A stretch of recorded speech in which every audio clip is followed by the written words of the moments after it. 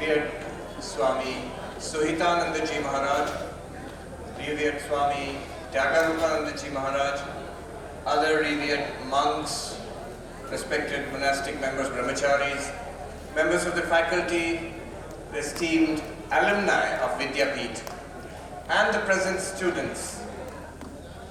The subject this afternoon is effective life management.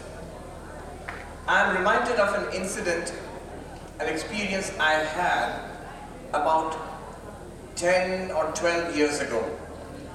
I was in Calcutta on the way to give a speech at a particular institute, and the gentleman who had come to take me to that venue is a scientist, young Indian scientist, and he told me one of his experiences. He said he had gone to Japan for an international conference in his subject, and throughout the day there were meetings and so on and so forth. In the evening, all the delegates had gathered for a party, and the leading figure in their field was this Japanese scientist who was the host for this whole conference. And it seems that the Japanese are very formal. Our Anirban Maharaj has come from Japan, he could tell us more. Japanese are very formal, but when they have a party, they tend to loosen up and relax and talk and chat. And so this scientist started talking about his personal life with this Indian scientist, the one who was telling me the story. And he said, the Japanese scientist said, you know, I am at the top of my field. My papers are regularly published each year. They are cited extensively across the field. My books are prescribed in universities across the world. I have a wonderful family, a house, a car, and I go on international trips and conferences every year. And then he said, at this point, I feel it is all nothing, nothing, nothing. And he started crying. He actually started crying. Maybe he had a little too much of sake to drink or something. So he started crying. And this Indian scientist, he said, I don't know what came over me, Maharaj, but I suddenly told him, you know, as many zeros as you put together, the total is zero. But if you have one, then every zero that you add to it adds value. If you add 1 0, you have 10. You have 2 zeros, it's 100. 3 zeros, it's 1,000, and so on. And this Japanese scientist looked startled. He said, who said this? And I told him, the Indian scientist said, I told him there was a spiritual teacher called Ramakrishna, where I come from in Bengal. This teacher called Ramakrishna, he said this. And the Japanese scientist said, wise guy, a very wise person, whoever it is.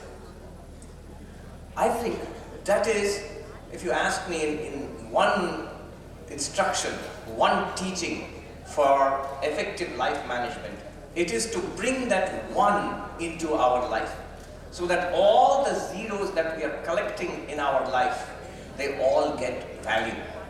Without that one, everything else feels like a zero after some time when a person becomes mature. And you get the feeling it's all nothing, nothing, nothing. Today, in the time that I have, I'll speak about 3 aspects of effective effective life management, not time management. The reason is at one time I used to be called for giving talks on time management. So effective life management, and I will draw from Swami Vivekananda and also from positive psychology. Why from positive psychology? There has been a kind of a revolution in psychology in recent times, over the last 25 years. In the words of Martin Seligman, who was the president of the American Psychology Association, APA, he says that so far psychology has been concerned with human sickness, how to take patients, how to cure patients, how to cure mental illness, how to take a person from -5 to 0. But why just from -5 to 0? Why not from 0 to +5? Why can't there be a psychology for human flourishing, not just psychology for human sickness? So he talks about positive psychology, and he gave a direction. It's a very powerful organization, American Psychology Association, APA. And so they gave a direction to psychology in that time. Over the last 25, 30 years, this new field has come up, American positive psychology. And it's part of regular academics now. There are textbooks, there are papers published. It's rigorous academics. It's not just anecdotal. What I mean by anecdotal is, if you go to any bookshop, I know there aren't too many bookshops left thanks to Amazon, but those that are left, in America, most bookshops have disappeared. And that's true here also. But in New York, you have a few. Barnes and Noble is there. So I go there and sometimes browse books. And you have whole sections on self-help books. How to become popular, how to focus, how to lose weight, how to succeed in career or in relationships. So many books. But most of them are anecdotal, most of them are like advice. They are not rigorous academically. Positive psychology is a new discipline, part of psychology, which is rigorous academically. Let me just add a little experience I had a couple of 3 weeks ago. I got a strange invitation from the American Psychiatric Association. So there are two organizations, American Psychiatric Association and American Psychology Association. And both of them have their headquarters in Washington, D.C. And they hate each other. They don't like each other. And their headquarters are also near each other. So I got this invitation. They have a conference of psychiatrists and faith leaders. So I went there as a representative of Hinduism. And it was a very interesting conference. And in that conference, these psychiatrists, America, those who know, they know that America has the largest concentration of psychiatrists in the world. I don't know what that says about American society, but it says something. Also has the largest concentration of lawyers in the world, per capita. So in the conference, they told us that there's a mental health crisis in America, especially after the COVID. And psychiatrists are unable to deal with the sharp increase in mental health problems. And they realized that they need to work with the community, especially with religion, with religious leaders. And this is interesting because generally they are very anti-religion, or they are atheistic. Now, their point was not that psychiatrists have started suddenly believing in religion, it's just that they said, you cannot argue with the data. You cannot argue with the data. What is the data saying? The data is saying that those who have some sincere religious, spiritual practice in their lives, they have much less mental illness. And they are much better able to cope with mental illness, even if they have mental illness. So, the psychiatrists, they said that it's very natural that we should seek the help of religious leaders in dealing with mental illness. Now, in positive psychology, many areas are there. Human happiness. How do we become more happy? Concentration, focus of mind, training of attention. That's another area. How do we deal with distraction and focus in our life? How do we improve our relationships with others? How do we gain self-confidence? So 3 of these areas I will speak of in brief in relation to effective life management. First, in order to manage our life effectively, we must have confidence on oneself. Swami Vivekananda said, the old religion said, he who does not believe in God is an atheist. But the new religion says, he who does not believe in himself is an atheist. And this, it's so important for us. I notice so many young Indians, boys and girls, they go to the United States to work, highly qualified, either to study or to work. And many of them, they lack confidence in themselves. They're very good kids, but they need to stand on their own feet and have confidence in themselves. We, in general, seem to lack confidence in ourselves as individuals, and also confidence in ourselves as a community, as a nation. So the idea is, for effective management of our life, effective management of our communities also, we need first to have confidence in ourselves as persons, as a community, as in our own religion, in our own heritage. How do we do that? how do we get confidence in ourselves? There was one psychologist, Albert Bandura. He coined a term, self-efficacy.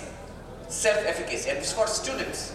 He said, those who have this self-efficacy, what is self-efficacy? It is the belief that I can face most challenges in my life. I have faced many challenges in my life. The next challenge which comes, next problem which comes, I can face it and I can tackle it. And he called this self-efficacy. How does it work for students? Bandura gives an example of students. He says, faced with a difficult mathematics problem, it was observed in a study that some students persisted and tried to solve it. And those who tried to solve it, some of them were successful in solving it, some were not. And there were some students who immediately gave up. It's difficult, I will not be able to do it, and they moved on to the next question. And obviously, those who did not try, those who gave up, they are 100% failure, because if you don't try, you're not going to succeed anyway. So he calls this self-efficacy, a confidence in oneself. Let me try, no matter what the problem is, whether in a school subject or in my life, whatever the problem is, let me try to face it instead of giving up quickly and escaping or withdrawing. This confidence in oneself. I'm going to talk about this subject drawing from the work of a well-known American psychologist, Nathaniel Branden.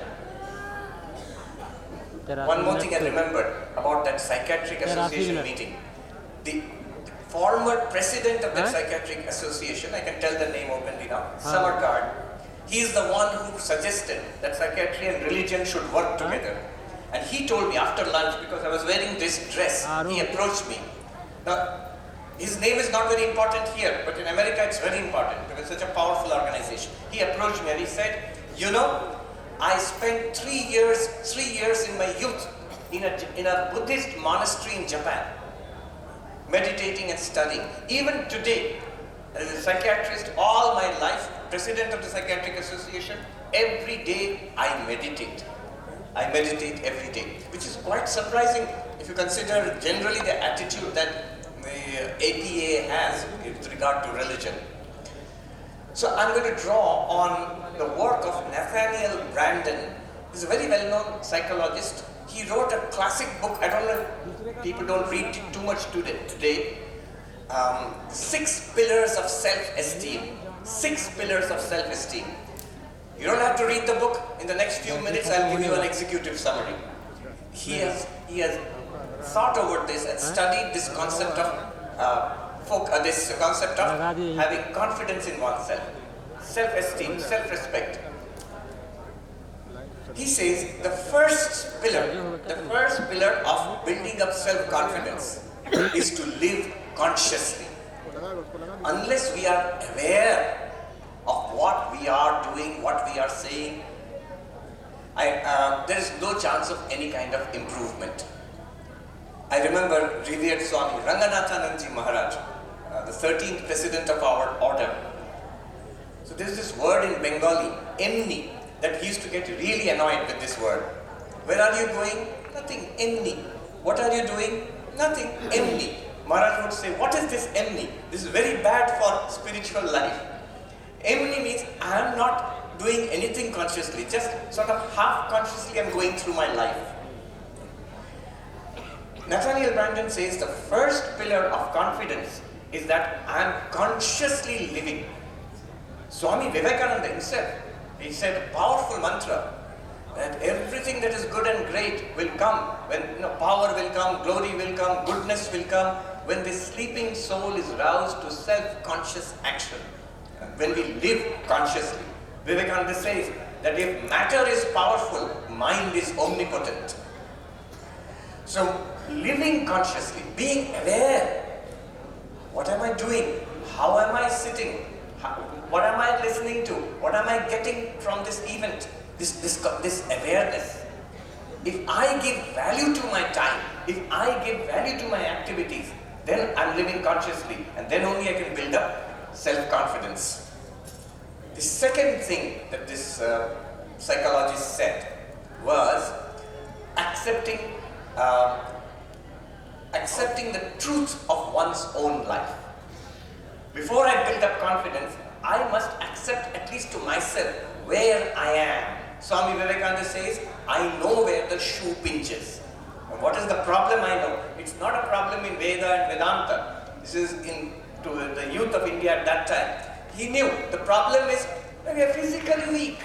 The problem is you are morally weak. Problem is you don't have courage.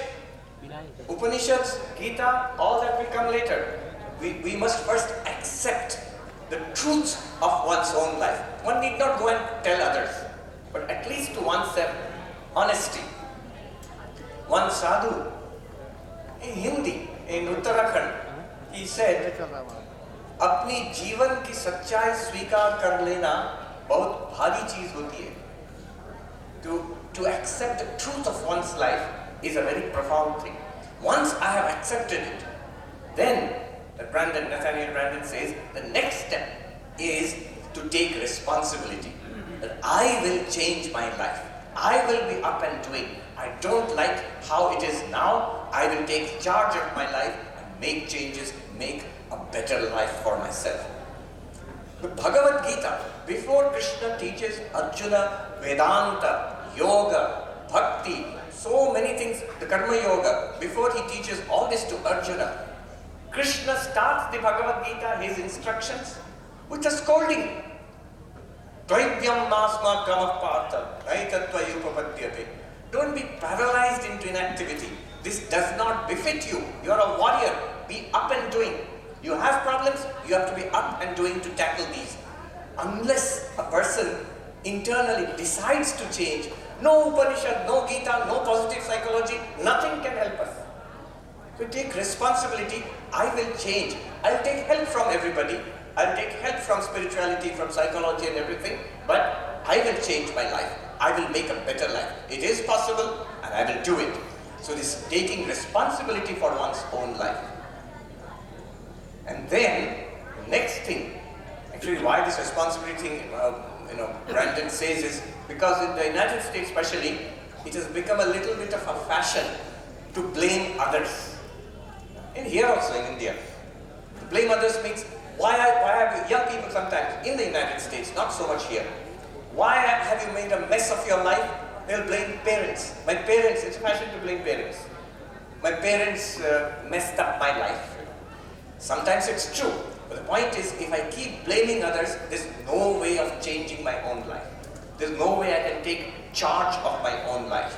So, whether it's parents, whether it's the system, whether it's the government, whether it is some ill health, whatever it could be, if I take responsibility to change my own life, then only there's possibility of change and growth. The next step, the next pillar of self-confidence is interesting. Nathaniel Branden says, is to assert yourself, learn the art of saying no.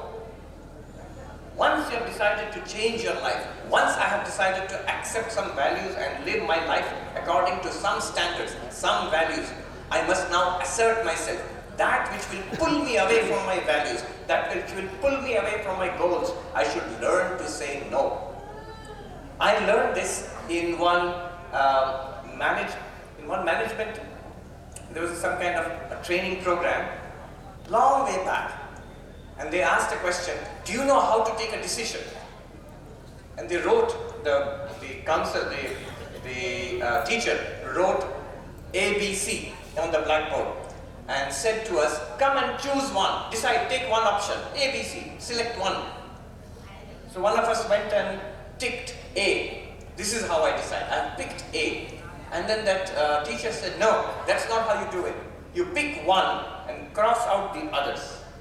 So we must not only have a goal, we must also cut out other options in our life. It's like, I will get up at 5 o'clock in the morning. That means I must cut out 6 o'clock, 7 o'clock, 8 o'clock, 9 o'clock. That I will not do. So this, assert yourself.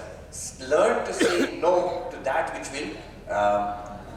will divert us away, sweep us away from our goal. That's another pillar of confidence, of self-esteem. When I take a stand in this world, I will say this is my standard, I will not go below this standard. And once or twice I have said no. Whether it is for personal integrity, for personal health, in relationships, whatever the problem is, I have lived up to my standard and I have said no, I will gain confidence in myself. Then he says, this Brandon says, another area of how to develop confidence, another pillar, is to live a purposeful life. Have a goal in life.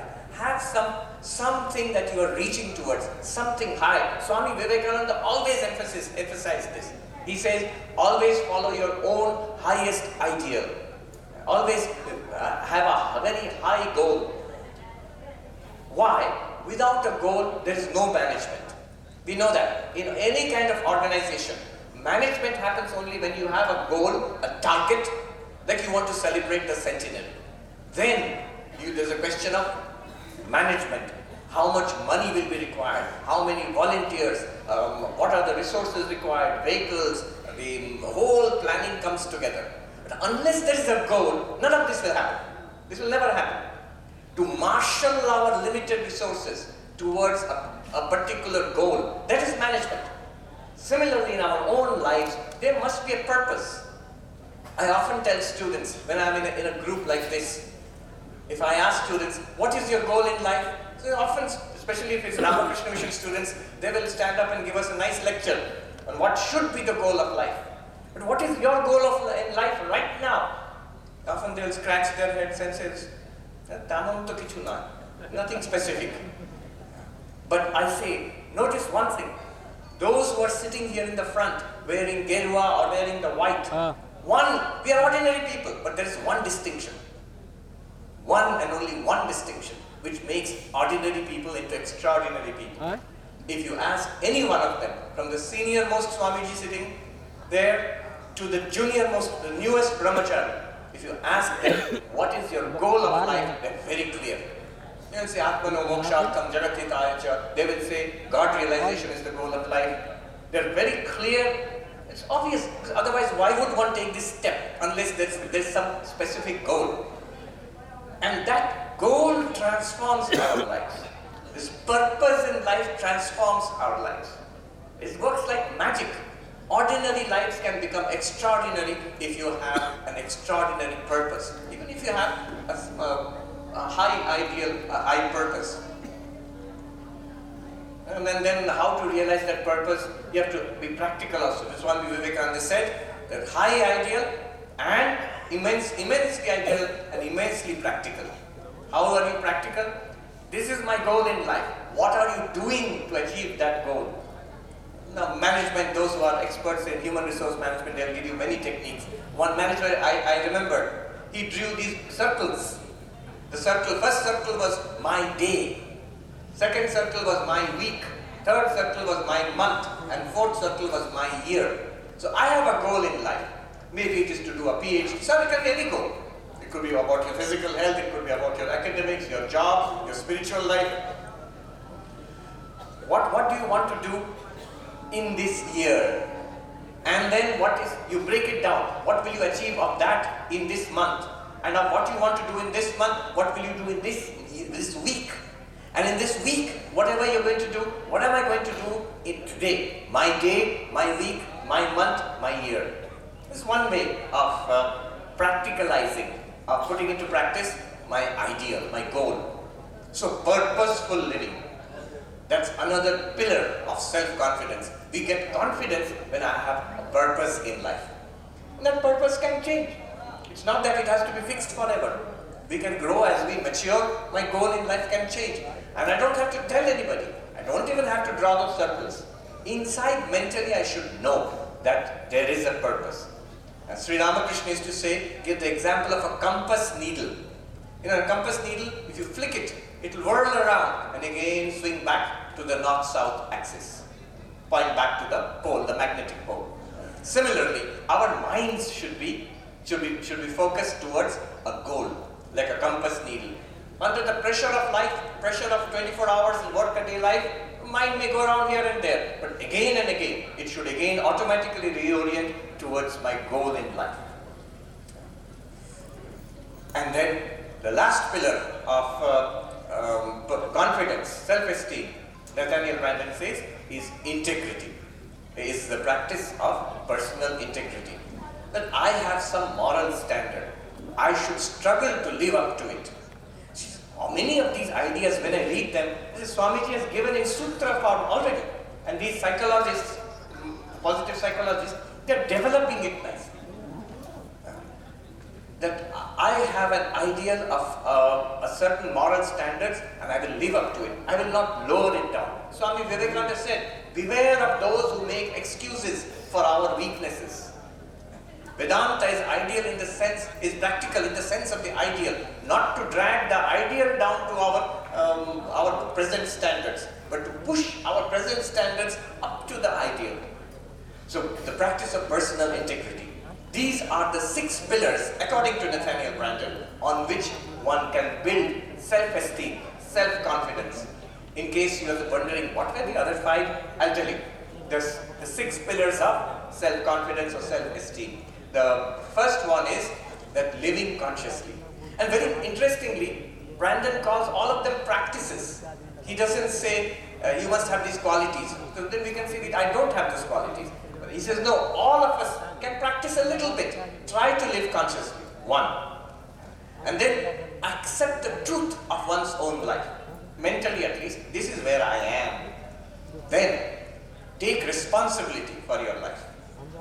I will change my own life. Then assert yourself. That learn to say no to whatever is not helpful to your life for your own good. And then live a purposeful life. Like Vivekananda said, always have a high goal in life. And finally, the 6th pillar would be the practice of try to maintain your own standards. You need not even accept society's standards. But all of us have a sense of decency. All of us have a sense of morality. At least let us try to struggle to be honest to our own standards of morality. If I think this is good, why should I not try to measure up to my own idea of good? So this is one key component of effective life management, is to be confident about ourselves. Otherwise we can never manage the resources in our life and go towards our goal. So confidence in oneself. The second one is something that Swami Vivekananda emphasized again and again. Concentration, focus, attention. Swami Vivekananda said the key to all knowledge is concentration. He said if I had to do my education all over again, then I would not read books. I would develop the power of attachment and detachment. How to focus completely on one subject and then take away your attention and focus it again on another subject. This entire ability to give our entire attention to something. Few years ago in New York, we organized a retreat, and the theme of that retreat was meditation. So we studied meditation in different traditions. Buddhist mindfulness meditation, then there was the meditation that we do, which is a deity meditation, Ishta Mantra and Ishta Devata, just the concept, the philosophy of it. Then we studied the Kashmiri Shaivism, the Soham meditation. Then we studied the non-dualistic meditation, the Nididhyasana and Advaita Vedanta. So Professor Arindam Chakravarti, who is a philosopher working at the University of Hawaii, he teaches Indian philosophy. When I told him my idea, he said, Cheto Bhalo Maharaj, do one thing. It's a good idea, Maharaj. Do one thing. After teaching all of them, teach all of them honestly, separately, as it is taught. At the end, you sit together and think, what is common to all these traditions? What underlies, what common factor is there in all these different ways of meditation? Different philosophy, different tradition, different idea of God, different idea of ultimate reality, different techniques. What is common to all of them? And then we did that. After all the sessions were over, for a short while we sat and thought, and we discovered what is common to all techniques of meditation. In all these different traditions, what is common is they are all about training of attention. They have the capacity to focus on something, attend to something. Training of attention is the essence of all meditation techniques. Nowadays, especially in these days, it's a huge crisis, the crisis of attention, the crisis of focus. Number of psychologists have worked on this. Daniel Goleman, who is very well known for emotional intelligence, he has written books on emotional intelligence. I think he coined the term EQ. His latest book is on attention. It's called Focus. And he says, I have been receiving reports from parents, teachers, corporate executives who are hiring youngsters. They are seeing across the spectrum a crisis in attention. It's because of this digital technology. We are getting trained in distraction. We're getting trained in distraction.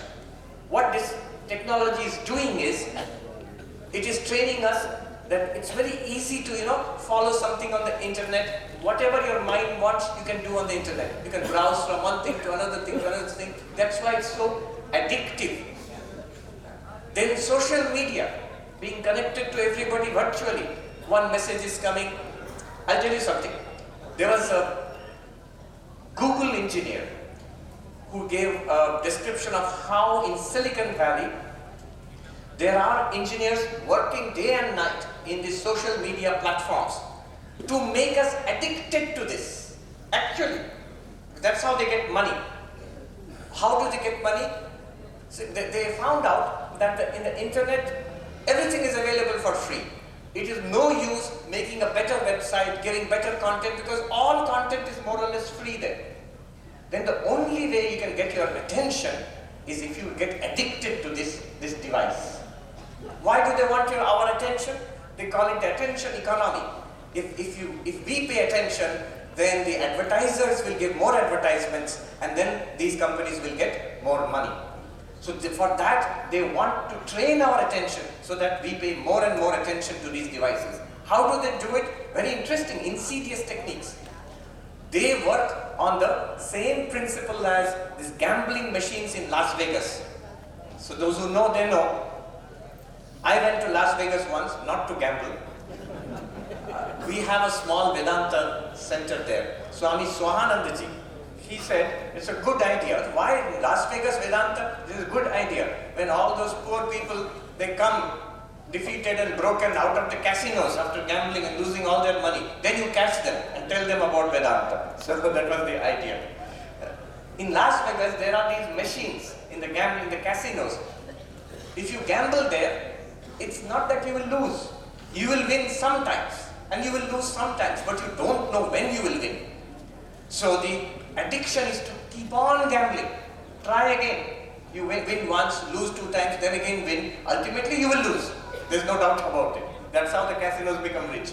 But this addiction is created by this inconsistent system of rewards.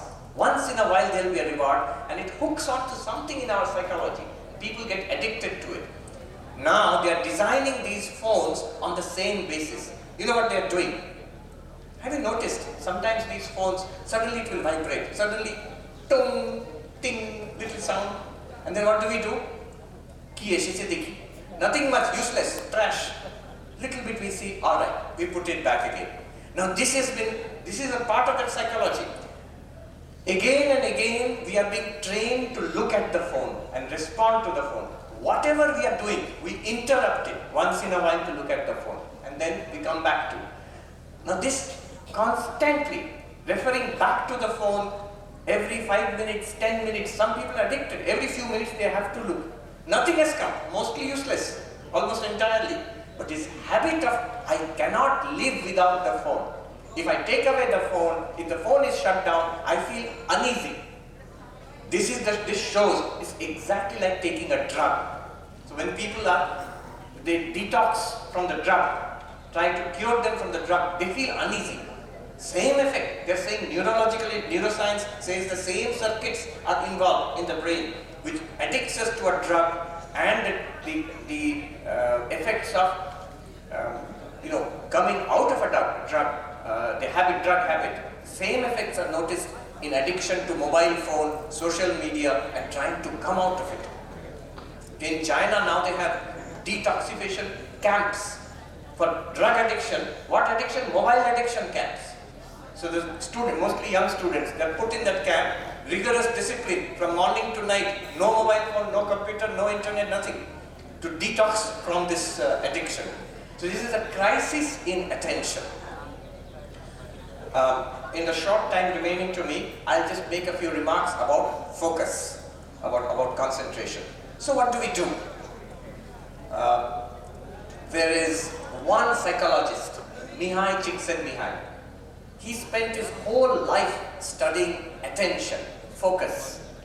And he wrote this book, Flow, F-L-O-W. And in that, he says, the quality of our life depends on what we pay attention to and how much attention we pay.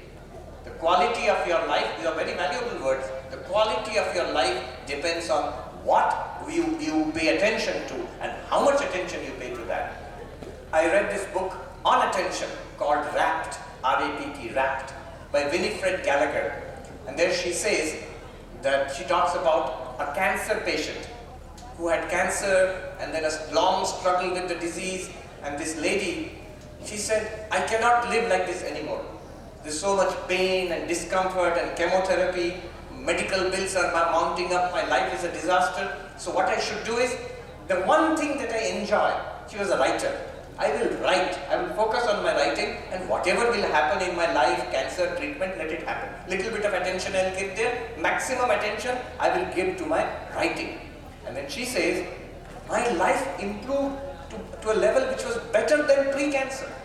When I was normal, what my life was, at this time, struggling against cancer, the quality of my life was better. Why? Because I was focusing on something important, something good. Otherwise, what happens is, if you don't deliberately, consciously focus on something good, mind will go to the nearest problem. So cancer is there, financial problem is there, mind will always be anxious, worrying about it constantly. What we attend to and how much we attend to it, that determines the quality of our life. It's Milton. In Paradise Lost, he says, the mind in its own place can make a heaven of hell and a hell of heaven. Mind by itself can make a heaven out of hell. We all know of so many people who in very difficult circumstances have struggled and raised their lives. We heard of the lives of some of the exemplary persons who were here in Vidyapith, monastic and non-monastic, how they struggled and raised their lives to almost like a divine, godly status. From a very difficult circumstance, people have come up. And we also know so many examples, just the opposite. Rich parents, good education, good health, everything is perfect. But the child, boy or girl, spoils his or her life, maybe drug addiction, maybe some other problem, completely makes a heavenly life, makes it into hell. Mind can make hell into heaven, heaven into hell. So, way to control the mind is to control attention. I will not go into the details of this book, Flow. You can read the book, I recommend it. If you don't want to read the book, again, there are many people who don't want to read books. Well, luckily, Mihai Csikszentmihalyi, the psychologist, he has given a TED talk. Now I warn you, he is not a very attractive speaker, but you have to listen closely. What he has to say is very valuable. So there in the TED talk, in 15 minutes or so, you get the gist of the idea. It's the entire lifelong research on attention, on concentration. In fact, one little thing I'll mention from that book. In that book, he says, well, I have surveyed the literature of the world, ancient and modern, on attention, on concentration. And I found the best manual on concentration in the world literature from earliest times till today is an ancient Indian book called Patanjali Yoga Sutras. He says, and he gives 2 pages, he describes what it is.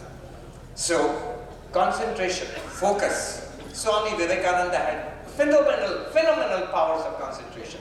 We too have that power. Maybe not to the extent that Swami Vivekananda had, but definitely if we try, we can improve our concentration, our focus to at least way beyond what we have right now. And the last point I want to mention for effective life management, you know, self-confidence and concentration. Even a demon can have self-confidence and concentration. Even someone like Ravana had a lot of confidence, tremendous amount of confidence, and tremendous amount of concentration also. Sometimes good people don't have so much confidence.